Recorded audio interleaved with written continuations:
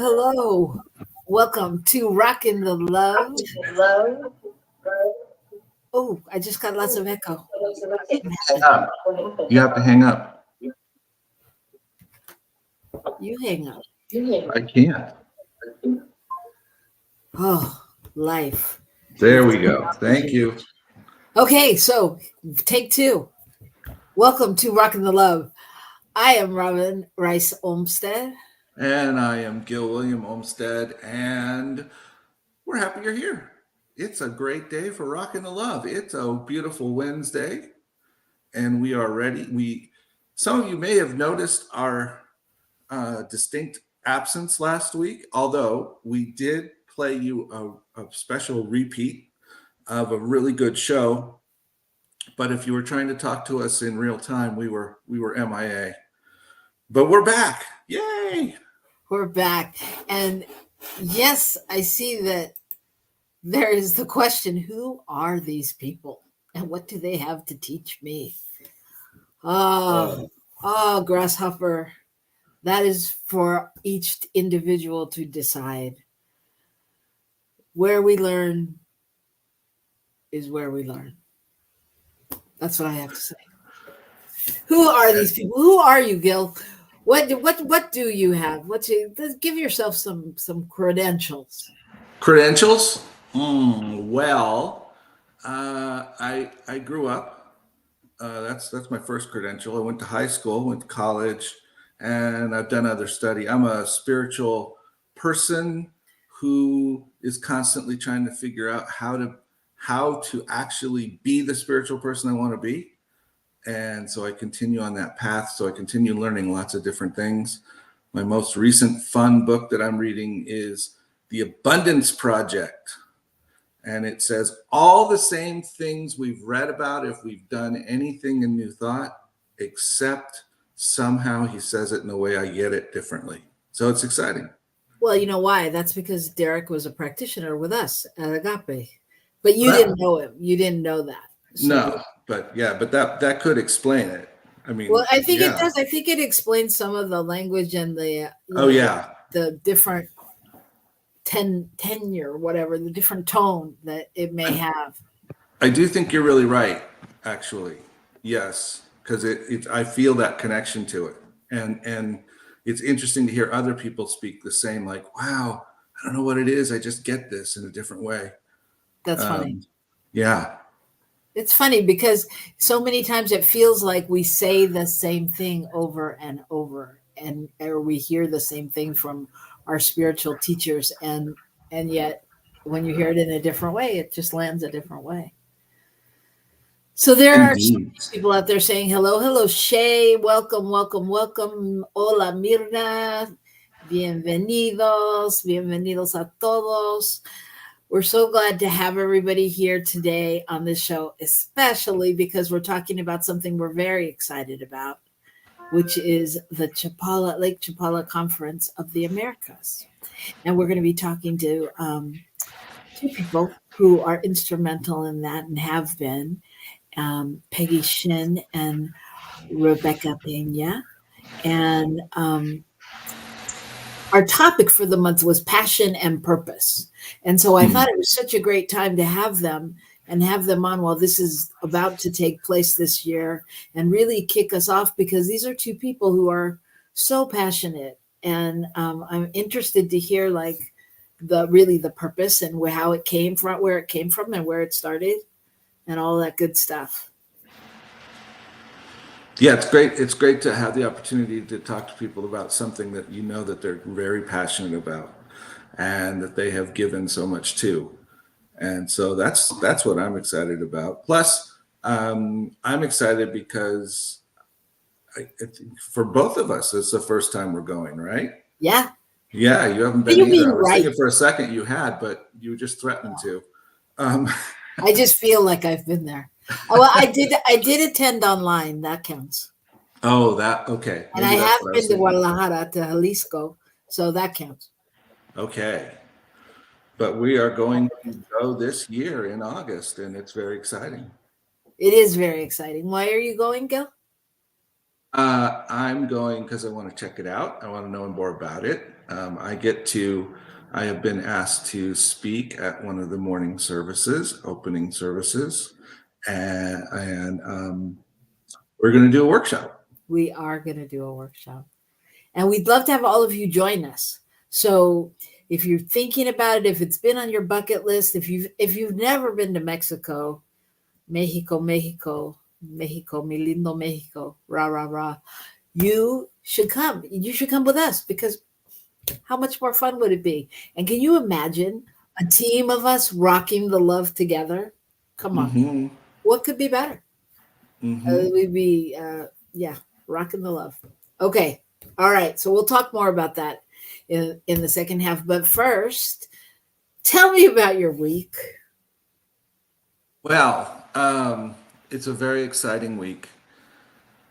I am coming up to the end of my move. Um, Our move. our move, which feels like my move.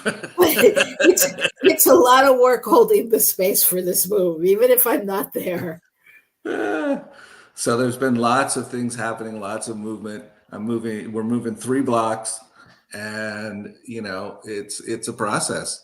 But what I'm really excited about is there are many people volunteering to come over on Friday, and I think we're going to basically we'll be down to the point of um, you know vacuuming and cleaning the carpet and doing those things and being out of the house Oh, that's so just in a exciting. couple days after that. So that's fantastic. It's a little hard for me to carry the queen size bed on my back. So this will be So glad helpful. you've discovered this. You probably tried. I've done it more than you think. Um, Yeah, I know. yeah. Well, I did get the washer and dryer moved over. I thought that was pretty good. That's ridiculous. He moves But the I, but washer and I, dryer by himself. but I rented appliance dolly. I paid the $10 and rented it. I did. Oh my goodness. That's right. Free pizza and beer moving party. Woohoo. Okay. Right. No beer until after the moving's done, though. Oh, what a stickler you are. Come on. It makes it hurt less the next day. Your body doesn't ache as much. So how's your Um, week?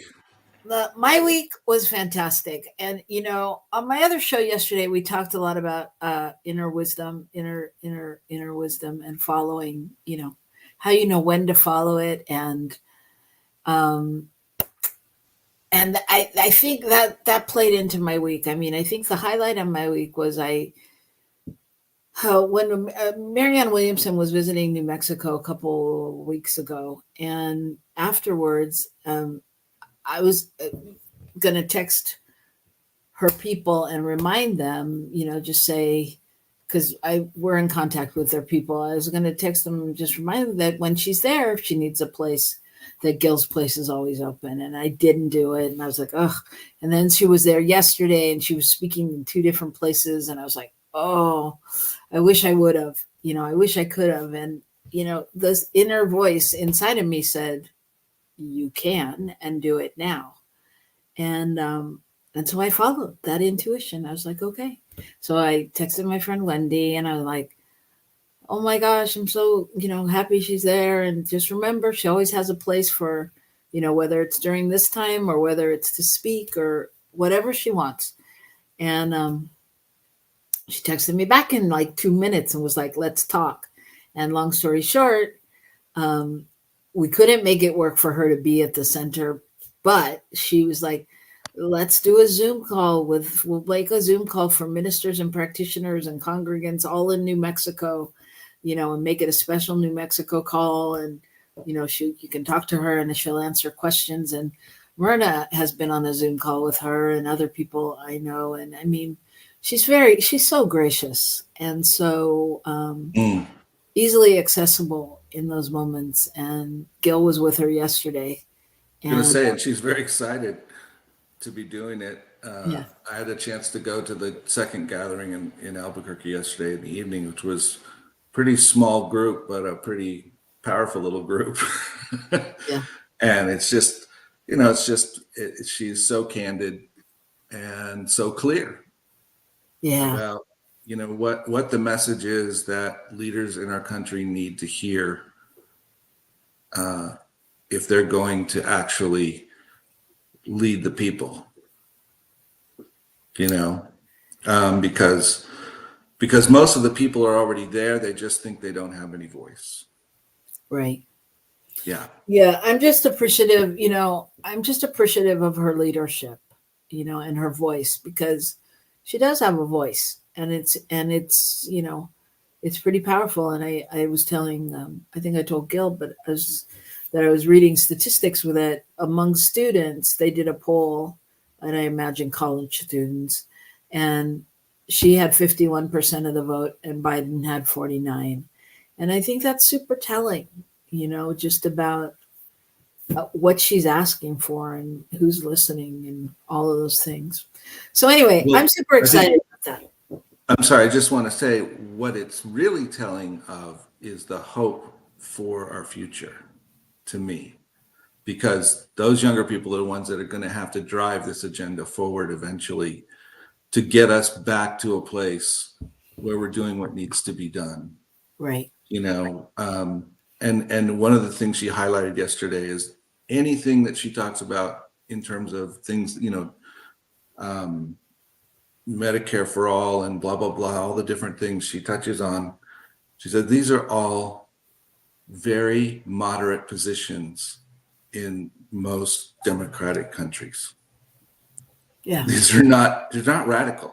They're No. not crazy. They're just about actually applying the principles that we know. And that is that we're called to be a place of love. And how do we do that? We have to support each other in being able to live a life that is valuable and quality and works. And we aren't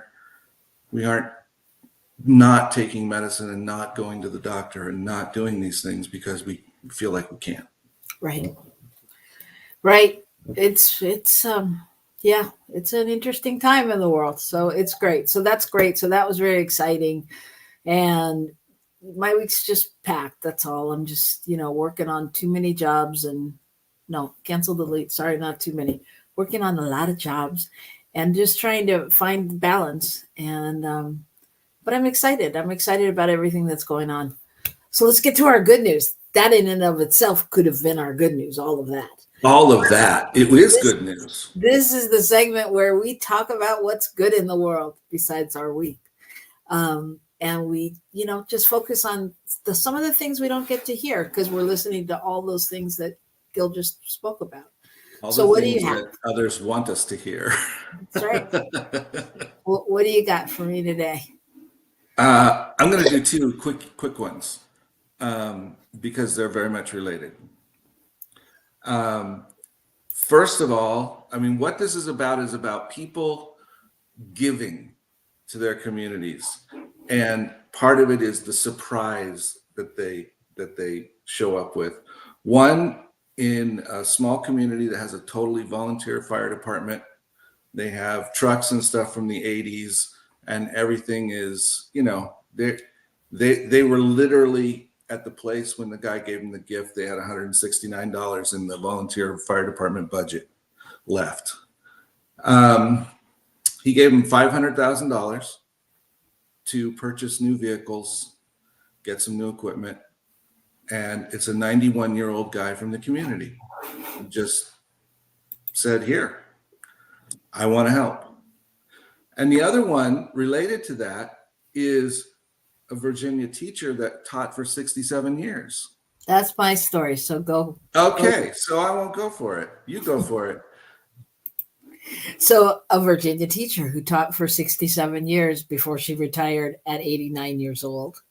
And when she did die, she left in her will $1 million to the school. And people wondered how she had so much money because she didn't have kids. She didn't have a family.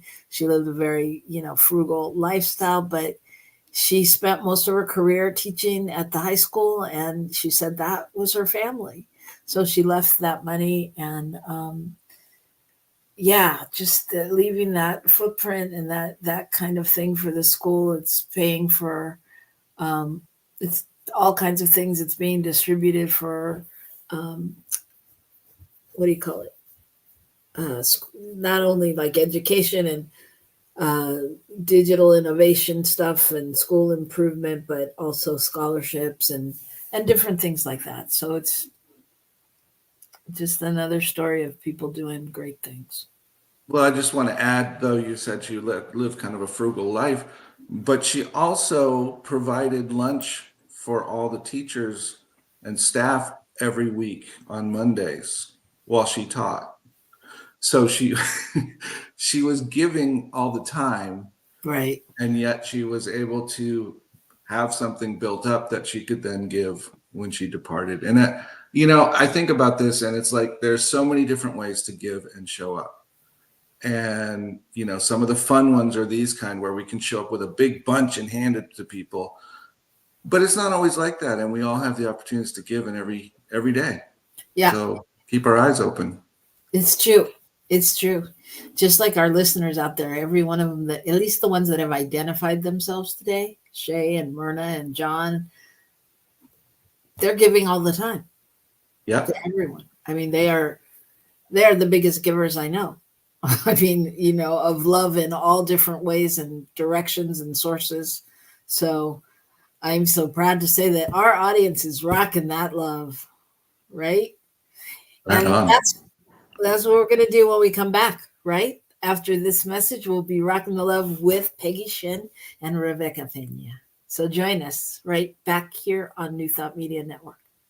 Please help us say thank you to our organizational sponsors, including the Hefferland Foundation, Affiliated New Thought Network, International New Thought Alliance, Science of Mind Archives and Library Foundation, Center for Spiritual Living Denver, Center for Spiritual Living Midtown, New Thought Philadelphia, Planned Happiness Institute, Summit Center for Spiritual Living, One Heart Retreats, Center for Spiritual Living on the Lake, Unity Kitchener, Unity Spiritual Center Ottawa, Om Center for Spiritual Living, Satya Center, Begin Within Ministries, Center for Spiritual Living North Jersey, Unity of Savannah, and the Center for Spiritual Living Seattle, as well as all of our individual donors. Thank you for being part of the New Thought Media Network. Please like, share, and subscribe. New Thought Media Network, positively inspiring.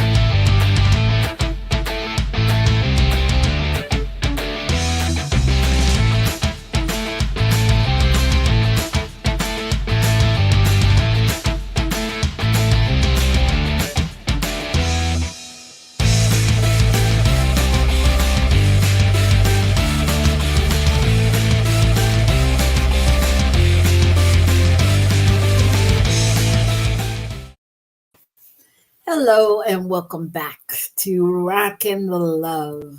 I'm Robyn. And I'm Gil, and we're excited to have you here today. We're excited today to be speaking with longtime practitioner Peggy Shinn and Reverend Rebecca Pena, who have both made huge impacts on New Thought and on the CSL movement, particularly in Spanish-speaking places in Mexico and South America. And so we're going to get a chance to speak with them today. Welcome, you two. Thank you. Thank you. In So good fact, to have and I you. missed the doctor. I apologize, Rebecca. No problem, no problem. Well, my long time is as good as the emeritus too, but Yeah, we don't okay, worry and- about. One of the things about the convention of the Americas is we don't worry about titles or hierarchy or anything of that nature. So don't good. worry a bit about it. All right. That sounds good. I like that. Although I will tell you that the other day I realized that if I just stayed a practitioner, I would be emeritus this year as well. And the only reason I say that is because I was like, oh my God, has it been that long? Yeah, that's right. Yeah, surprising. So I really want to know how this all started, and because I know it had much of everything we all do in this movement is passion driven. It is, totally. Yes. You're talking about the Convention of the Americas? Uh-huh. Yes. Right. Well, Rebecca's yeah, the one to tell that one. it started 11 years ago, but officially it's going to be 10 years because the first year was only really my effort to gather the ministries in Mexico City that I had left to retire and go to Canada with the new ministries and have a practitioners meeting to get all together. And we invited a few people from the States too. And with the fact that Chapala has also a large number of foreign speakers. It all started, my inspiration was actually the Asilomar. When I came to visit my cousin here, and I went to this beautiful place where we now hold our conventions, I was just in love with the place. The hotel is a family hotel. It's not a deluxe 5 stars, but the feeling, the view, and also the atmosphere, the vibration of spirituality. It is actually is built on a sacred spot for the local Nahuatl Indians. So you just could feel that there was a similarity in the atmosphere of Lake Chapala and the sea, the ocean, and Asilomar. So that was my inspiration, but of course, at the beginning, the first year in 2014, 10 years ago, we could only have one speaker. And we're very fortunate to have one speaker. And then the following year, we invited more. And then everybody was very kind and supportive and came, most of them, on their own pocket. And because we obviously wanted to bring the Mexicans and South American students too. Right. And the economic part needs to be very reasonable. So I think we managed everything. And then 3 or 4 years later, when Peggy jumped in, well, then I knew that this probably will stay because, the clock keeps on ticking and I needed to retire.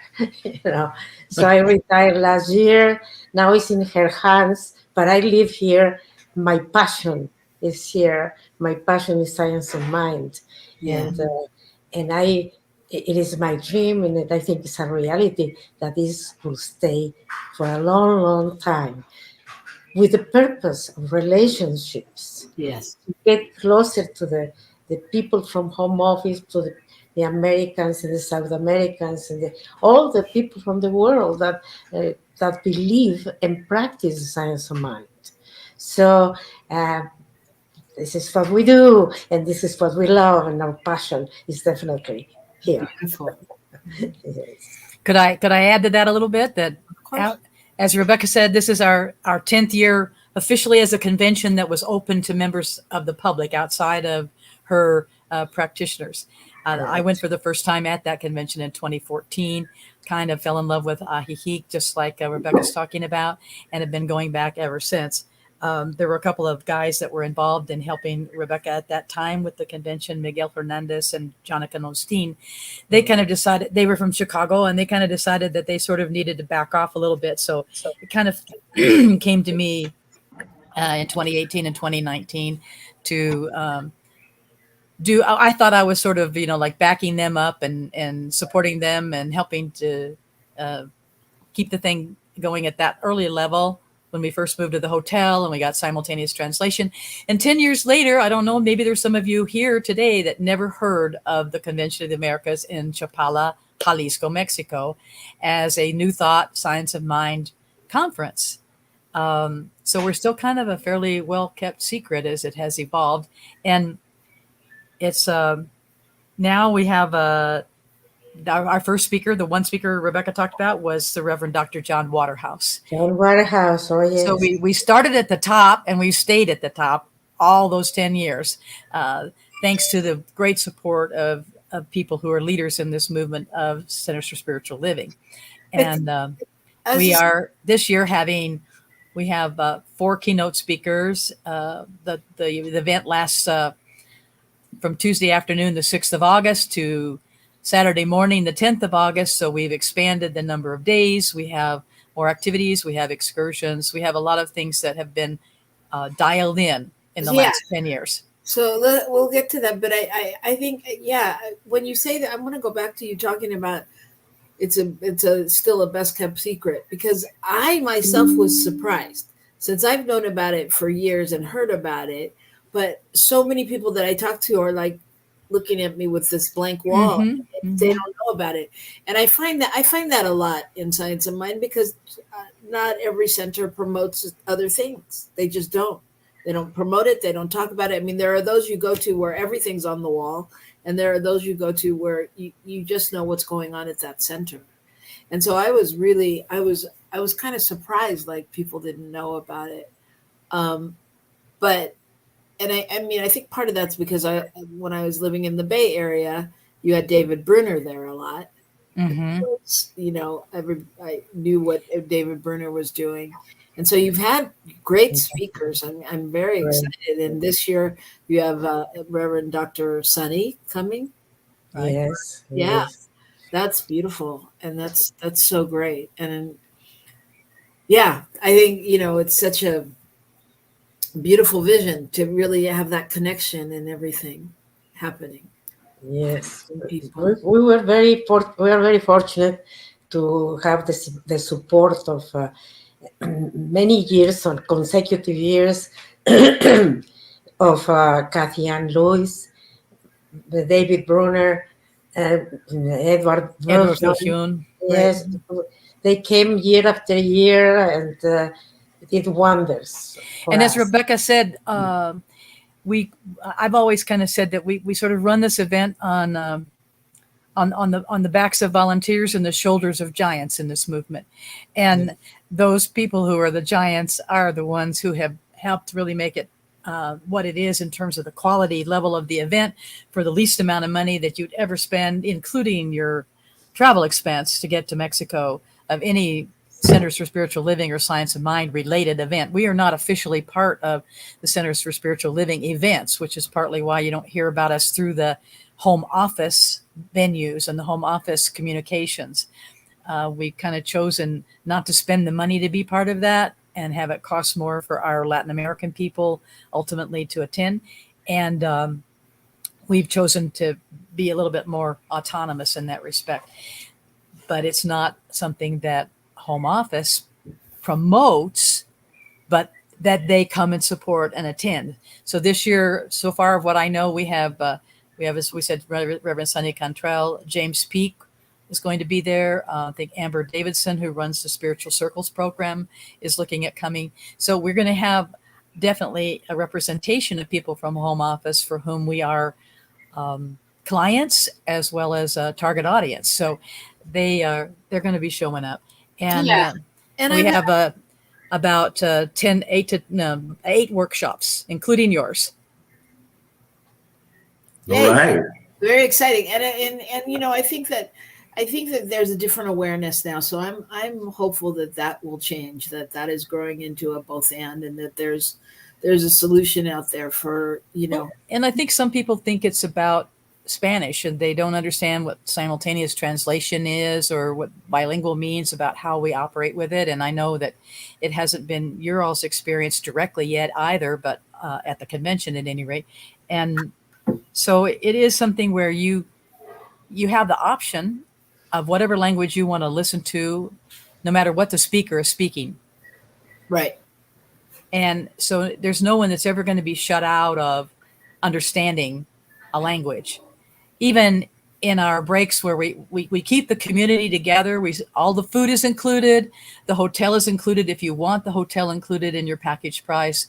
So we have a really great level of community building that goes on there on the foundation of the community that we already have, the Right. beloved community we call ourselves.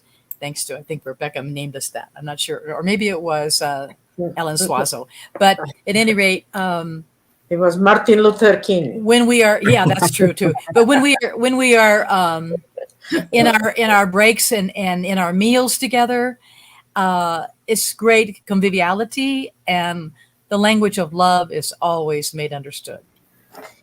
And that was one of the purposes, to actually get to really feel oneness, inclusivity, to live the inclusivity and be part of it. Right. And that has been always the reason we try to keep the costs as low as possible, and that we are so grateful that our great and generous speakers do it from their heart, because that way we can actually help people come. Our students from Argentina, you know the situation, the economic situation in Argentina. For them Yeah. to come is a really We haven't had anybody be able to come from Venezuela for the last 4 years. You know, yeah. We did So- have one that graduated here, but yes. So anyway, Well, I think it's a great opportunity to have a multi-level layer of experiences at the spiritual level, the emotional level, the cultural level, the language level. All of that is packaged together, and what we have to offer that can be a very transformative experience for many people. People get up at our gratitude breakfast on Saturday morning, like for instance, your New Thought Media Network, Robert Brzezinski. I remember him very well last year saying, I didn't come here expecting to be transformed. Wasn't on my list. Right. And he said, and this has been a transformative experience for me, and I will be back. So Well, and I think that's the important thing. people about, come back year after year. again, about purpose and passion. That, you know, you did, Rebecca, you didn't set out to go, oh, let's have a great vacation getaway. Your heart told you this was a place where people could connect and really learn about each other and grow into that space of, you know. and then to be able to have people from home office coming and seeing the enthusiasm from the people of the Americas helped us start. And once again, John Waterhouse and later on Edward Bullion help us to set and get the School of Spiritual Leadership going. Right. So to me, Right. that's the greatest of all the things that we were able to manage. Thanks to the fact that they saw, and our people were so asking to continue the studies beyond practitioner. Right. So this is the School of Leadership is a baby of.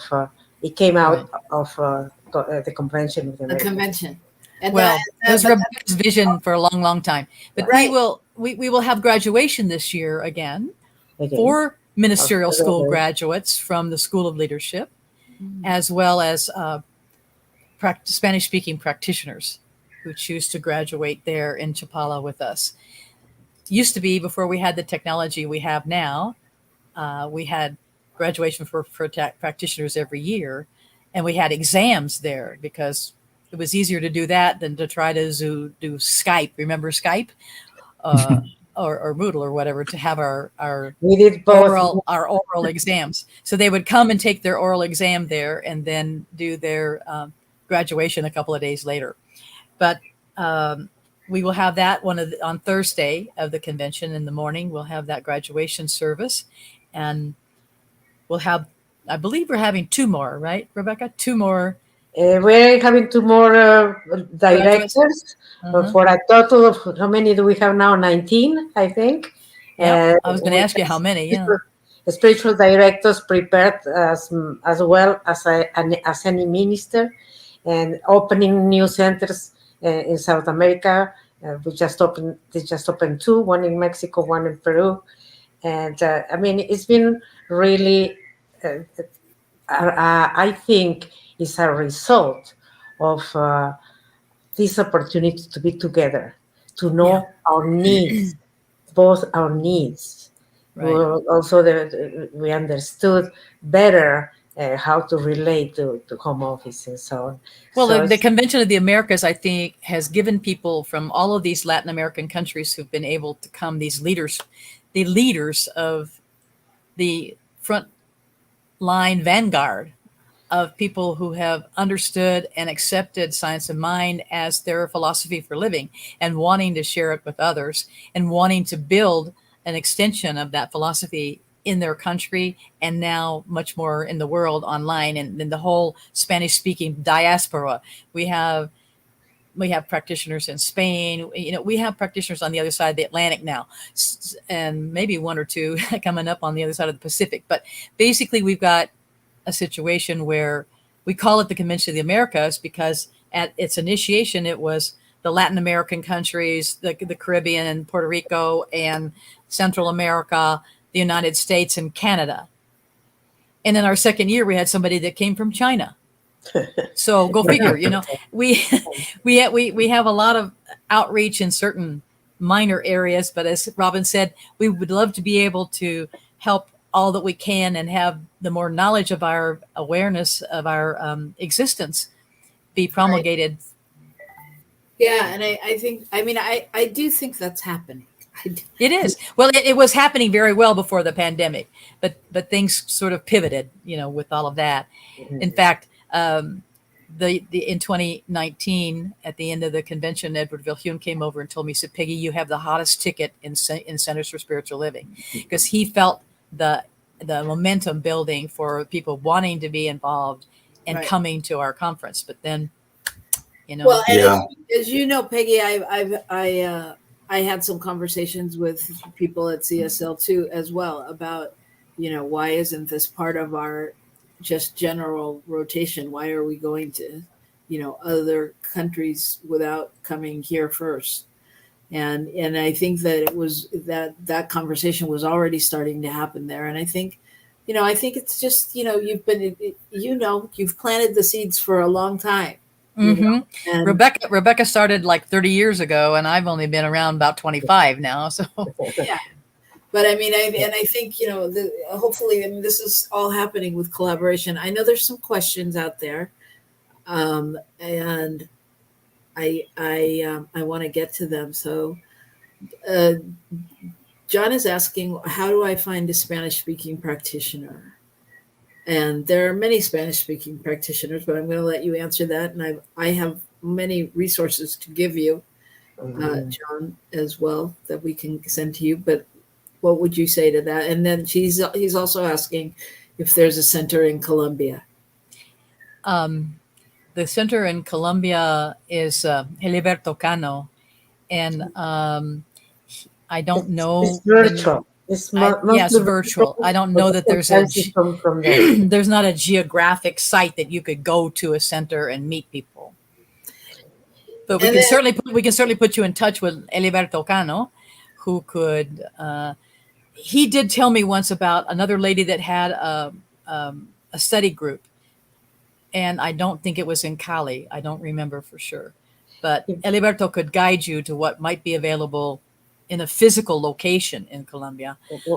Yeah, But surely. a lot of our organization in Latin America, thanks to Rebecca Pena being the teacher who needed to teach from a remote process, our centers and our practitioners are all scattered all over Latin America, sometimes just the only one in their community that's part of the organization, because they came to the process through the internet.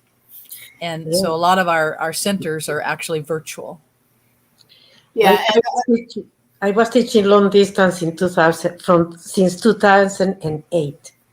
Yeah. Okay. So by the time they asked about online, we were totally with it for a long time. So all of our practitioners, not all, but almost all of our practitioners have been trained in, how to use the technology as part of their practitioner training, because initially, before we had the School of Leadership Ministerial School, that was the highest level that you could get to in Latin America, and it was the level at which Home Office allowed people to have a center and be the spiritual leader of that center at the practitioner credential level. So they've run their own centers for a long time. Yeah. Yes. I do remember a funny memory of the fact that there were only 2 or 3 Spanish-speaking ministers that could examine practitioners. Right. One day I was monitoring with one group of practitioners here in exam, another one in another computer here, and another one in another computer here. Because I was the only minister that I had to do 17. I had to do 17 practitioners that day. And I moved from one computer to the other Yeah. to get the thing going. And now we have so many. They don't invite me anymore, and they say invite the new ones. we used to do like all the panels because there were so few of us, Russ, and we traveled to Peru, we traveled to Mexico City. You and Jenny Goff did all my practitioners. Yes. And then we got the technology to do it on Skype, right? And so that was a big improvement, but it cut back on my foreign travel. But at any rate, it worked out well, and we had enough people that got things going, those seeds that were planted in those various countries. Like Dr. Gladys Gonzalez Vigil. I have no idea how many practitioners she's graduated in Lima, but I bet you it's close to 100 by now. Oh, more.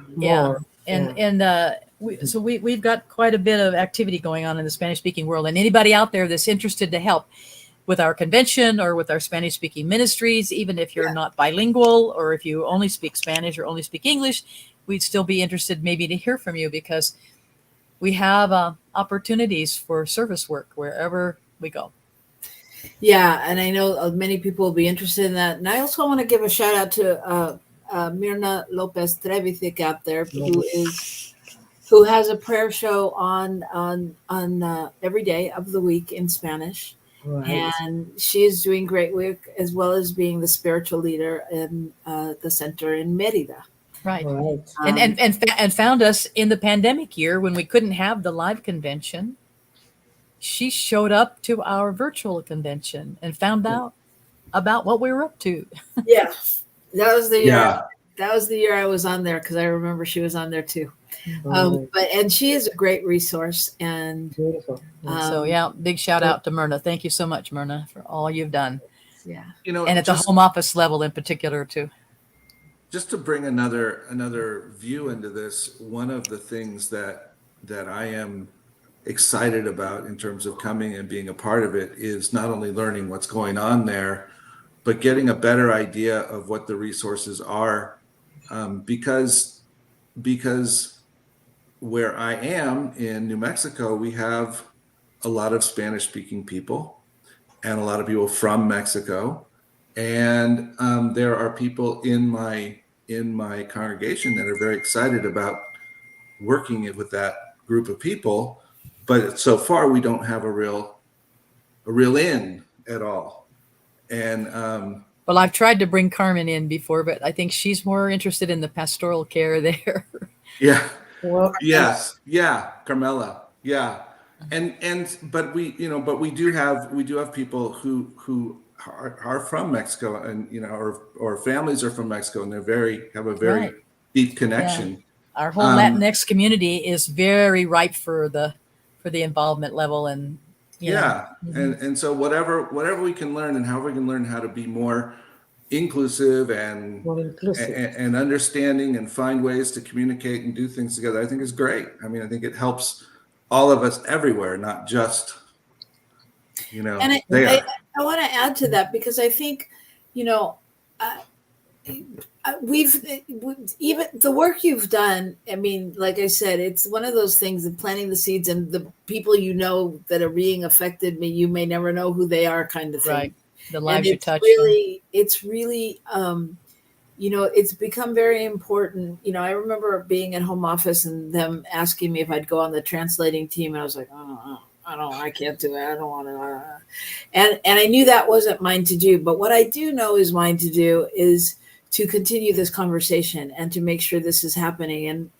And Gil and Myrna and I have been talking and just looking at what's possible of how to bring communities together, like New Mexico with other centers, and and just different ways that we can really continually learn from each other and teach each other, because as we were having a discussion, we talked about not everybody having the same tools and resources. So service may not look the same to somebody in Peru as it does in New Mexico. And how do we begin to get a feel for each other and what's going on, and really connect and walk our talk? And I think it's what they're talking about at the home office level. I think it's what we're talking about in the world. It's really, I mean, I can't see you as one if I don't understand the oneness. I can't. And so it's like really opening up that opportunity. And I'm so excited that we're going. I'm also excited because I'm going to see family. I have family in Guadalajara, but we might mention that the place that we are is close to Guadalajara, and that's the place that you fly into. Yeah.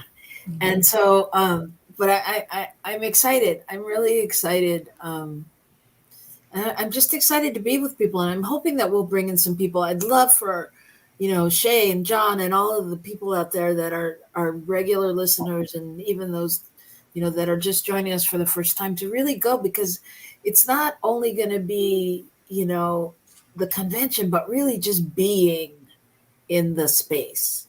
Yeah, forget the people, forget Chapala on one level, and just being in Mexico with the people. Because it's a different experience. Yeah, we do have one of our Thursday afternoon local excursions out to an orphanage that is there to help kids that Mexico does not have a foster child program, right? And so when children are taken away from the state, sometimes they don't find a place to go with a family member or whatever, and there's no institutionalized system for that. And this woman in Chapala started an organization called Love in Action. Do you like the name? And we help support them every year by going over and seeing what they're doing with the kids and the school system and what they're up to and that kind of thing. And every once in a while, we do a little service work project. And that's an excursion out into the community. The others are to more like, tourist locations like the pilgrimage site in the lake and the islands that are in the lake, Chapala.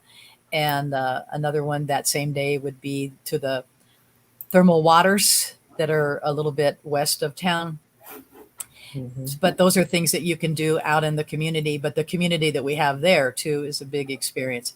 So those of you who are interested, can I tell them, this doesn't have like the Zoom thing where you put things in the chat, but can we tell them, or do you have something that has our, yeah, there you go, conventionoftheamericas.com. That's it, babe. Thank you.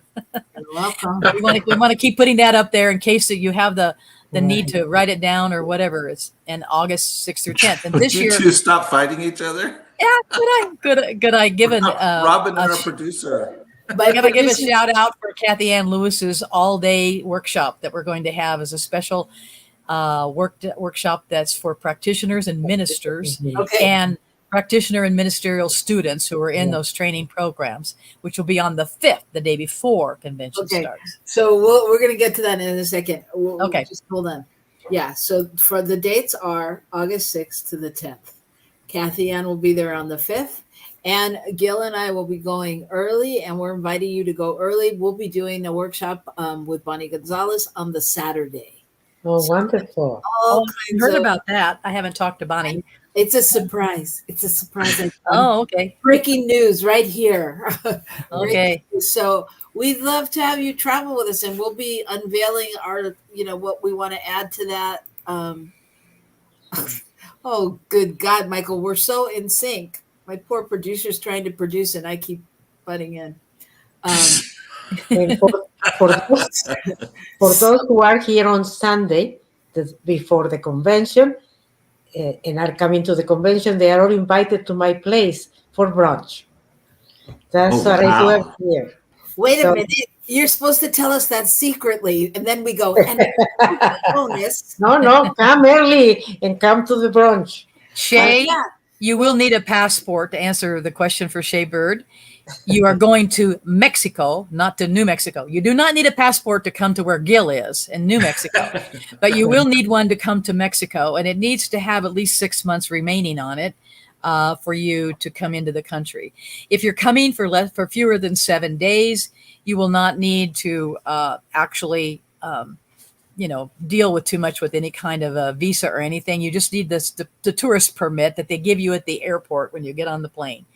If you're getting on the plane, you can also get there other ways, but flying to Guadalajara is probably the cheapest and fastest. Yeah, and you'll find all that on the website, right? Correct. Well, it's in the registration information. Yeah, and the registration information, and here's the great thing, everybody. There is a payment plan, so you don't even have to be ready to throw down all your money. And okay, I'm sorry. It's about the best vacation there could possibly be. The price includes food and hotel and conference, and it's under $800. It's $7 something. Right. Mm-hmm. That's. And we have a cheaper package than that one even. That's how much you pay for one night in an expensive hotel. Right. Yes. I can't even stay home for that amount.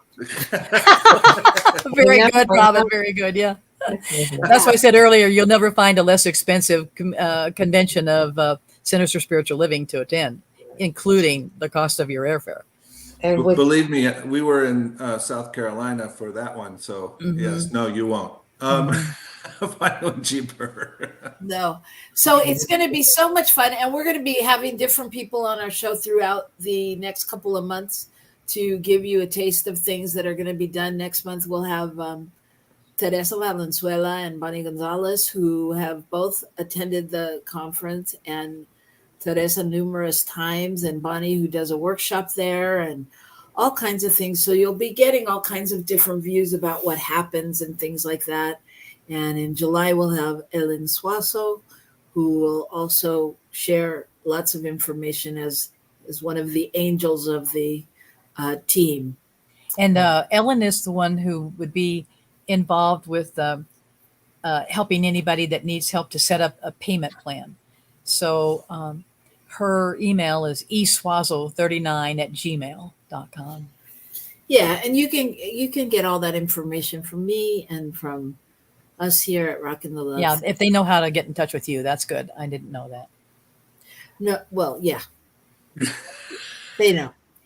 Okay, cool. Sure. The people they know. All right. You know how to find it. Anyway, and so there's so much, and it's so exciting. And if you even just go to the website and just look at the overview picture where the lake is surrounding the land, and it makes me breathe. It makes me go, oh, it's beautiful. And again, now you've met Peggy and Rebecca. What could be more fun to be with Peggy, Rebecca, and us? Yeah, there you go. Well, and every afternoon at 3:00, you can go to the meditation under the sacred tree that this area where the hotel is was, we think historically speaking was occupied by the Nahuatls and up to 3,000 years ago. So you really, when we say you're on sacred ground there, you really are. And we do the ceremony of the 4 directions for the opening under the sacred tree with the local Nahuatl shaman and her husband. And that I hope that they would be back again this year. So Beautiful. it's really, one thing that I've heard from many people, if I've heard a word over and over again, it's magical. Right. Yes. I hear that word over and over again in both languages from people who have been there the last few years. That I can't figure out where I'm backwards. I'm trying to put my glasses on. They're getting them all wonky. I think I'll just take them off. Well, That's all right. We're at the I end have of to our have them time. on to read your screen. Like Tracy Brown is in the house and she just wrote I'm something. So glad Convention of the Americas is happening again. It's such a special event. Thank you, Tracy. Come on down, girl. Peggy, you need your own show. Because, yeah, I just wanted to welcome Tracy Brown. And as you said, she says it's such a special event. I mean, and that's magical. And for those of you who don't know, Tracy also has a show right here on New Thought Media Network. So you make sure to check it out. Make sure to check out Mirna's Prayer in the mornings in Espanol. Start listening to Mirna's Prayer if you're coming, even if you don't speak Spanish, and you'll start to get that feeling in the core and start to hear the language and understand as we go. And our hour has flown by. Thank you so much, so much for coming. And Thank you for having us, and thank you for coming to the convention and all of what you're doing to help support it. And I look forward to being able to have more conversations with you too about, and Gil in particular, about how we might help you start a Spanish ministries program in the Albuquerque area. You've got a really strong practitioner not too far from you there with Miguel Zuleta. Yeah. Just north of you too. Yeah. Yeah, we see him quite often at the center. Yeah. And Myrna says, being in the company of Reverend Rebecca Pena Alonso will be the greatest gift. Yeah, Myrna, thank you. You got everybody, anyone who doesn't know Reverend Rebecca, and I don't really know her. I just know her from having done these couple of shows, but she's magical. And it is a gift. I mean, you can feel her. You can feel it. So I know you've all been, it's like she sprinkles her fairy dust here today, and we're so grateful. So thank you both. Thank you both for coming and for being, such lights and such inspiration. And clearly you can see the passion and the purpose in both of these women. So, absolutely. And our registration is open at the link is there. It says sign up now at the Convention of the Americas. And if you just want to be on a list of interested people, let Robyn and Gil know, and we'll get you into our database for the emails that go out. Yeah, great. If you want that, put your information in the chat right now. Mm-hmm. And in the meantime, as we go out into this week, you all know what to do. Keep on rocking the love. Keep on rocking it. Rocking the amor. See you next week, everybody. Okay. Bye. Gracias.